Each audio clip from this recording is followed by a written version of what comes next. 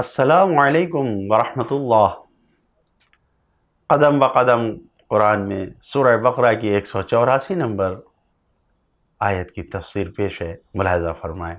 بسم اللہ الرحمن الرحیم ایاما معدودات فمن كان منكم مريضا أو على سفر فعدة من أيام أخر وعلى الذين يطيقونه فدية طعام مسكين فمن تطوع خيرا فهو خير له وَأَن تَصُومُوا خَيْرٌ لَكُمْ إِن كُنتُمْ تَعْلَمُونَ۔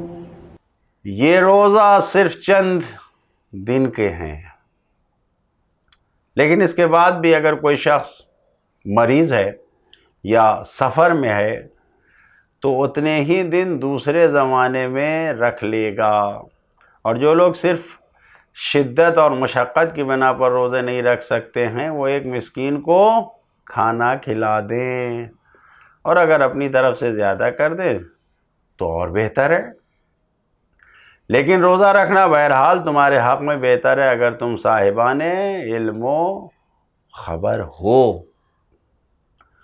اس آیت میں یطیقون کا لفظ آیا ہے، اس کا مطلب یہ ہے کہ طاقت کا سلب ہونا، چھن جانا۔ یہ عربی گرامر کے اعتبار سے باب افعال کا خاصہ ہوتا ہے کہ اس میں بعض الفاظ جا کے اس سے معنی سلب ہونے کے، چھن جانے میں، یعنی اگر طاقت توانائی تم سے چھن جائے۔ اللہ کے حکم کی پیروی کرنا، اس کے سامنے اپنے آپ کو تسلیم رکھنا، یہ ایک ویلیو ہے، ایک ارزش اور قیمت ہے، قدر و قیمت ہے اس کام کی۔ لہذا اللہ نے روزے رکھنے کا حکم دیا ہے تو روزہ رکھنا چاہیے، اور اگر کہے روزہ نہ رکھو تو افطار کر لینا چاہیے، روزہ توڑ لینا چاہیے۔ جہاں رکھنے کا حکم ہے وہاں رکھنا چاہیے، جہاں وہ منع کرے اسے مان جانا چاہیے۔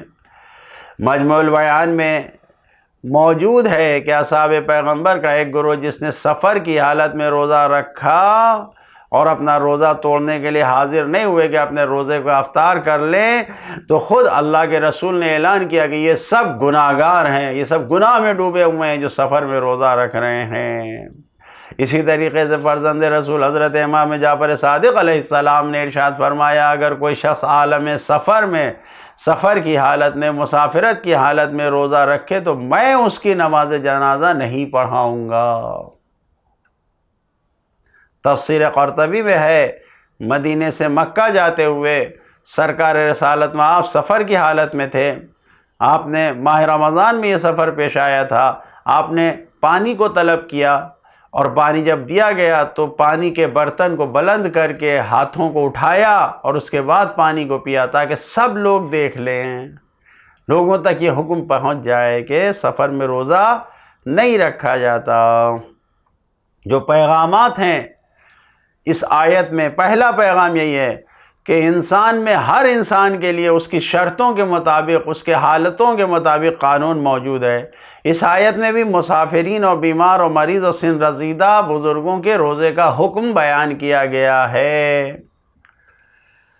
دوسرا پیغام، حالات اور شرائط مکمل طور پر حکمت اور فلسفہ حکم کو ختم نہیں کر دیتے کہ بالکل حکم ہی ختم ہو جائے، نہیں، ایسا نہیں ہے۔ اگر بیمار یا مسافر اور سفر کی حالت میں رہنے والا روزہ نہیں رکھ سکتا تو بیماری دور ہونے کے بعد یا سفر تمام ہونے کے بعد روزہ رکھے گا اور قضا کرے گا۔ کیوں؟ تاکہ روزے کے فائدے سے مالا مال ہو سکے، اس سے فائدہ حاصل کرے، اٹھائے۔ تیسرا پیغام، سفر کے ارادے سے فقط روزہ نہیں چھوڑ سکتے بلکہ سفر کرنے سے روزہ چھوڑا جاتا ہے۔ جب انسان مسافرت میں جائے تو جو سفر کی شرطیں ہیں اگر وہ پوری ہو رہی ہیں تب انسان کا روزہ نہیں رہے گا۔ چوتھا پیغام، روزہ قضا کرنے کا کوئی مخصوص وقت نہیں ہے، کسی بھی زمانے میں کبھی کر سکتا ہے، عدۃ من ایام اخر، لیکن خیال رہے اگر مسافرت ہے تو اگلے ماہ رمضان کے آنے سے پہلے روزے کی قضا کر لے، بیماری دور ہو گئی ہے تو ماہ رمضان اگلا آنے سے پہلے روزہ رکھ لے، قضا کر لے۔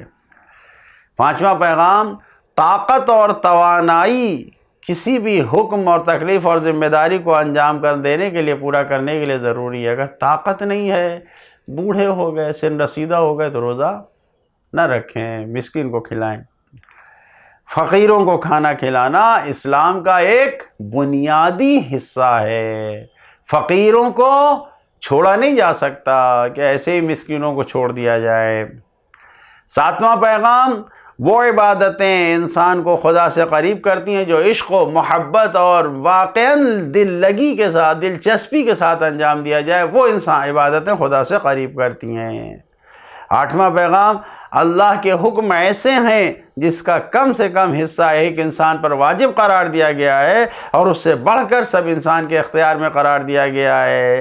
اس آیت میں بھوکے کو سیر کرنے کا حکم واجب طور پر ہے، مسکین کو کھانا کھلانا واجب ہے۔ اب اگر تم بڑھا چڑھا کے اسے دے رہے ہو، کھانے کو زیادہ اور بھی کھلا بھی رہے ہو اور اسے ساتھ میں باندھ کے بھی دے رہے ہو، تو یہ بہتر ہے، یہ مستحب کام ہے، یہ واجب نہیں ہے، یہ انسان کے اختیار میں قرار دیا گیا، یہ ایسا کام ہے۔ 9واں پیغام، اللہ کے احکام پر عمل کرنے کے بہت اچھے آثار ہیں، اس کی بہت سی برکتیں ہیں، یہ سب انسان ہی کو پلٹ کر ملتی ہیں، سب انسان تک آتی ہیں۔ ان تصوموا خیر لکم، روزہ رکھو گے یہ خود تمہارے لیے بہتر ہے، انسان کے لیے بہتر ہے۔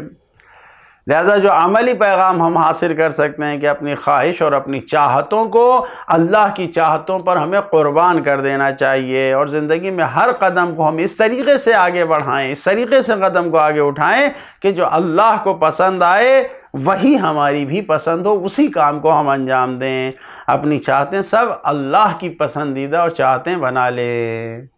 خدایا تجھ سے عاجزانہ دعا ہے کہ ہمیں اپنی مرضی کے مطابق اعمال انجام دینے کی توفیق عطا فرما۔ والسلام علیکم ورحمۃ اللہ وبرکاتہ۔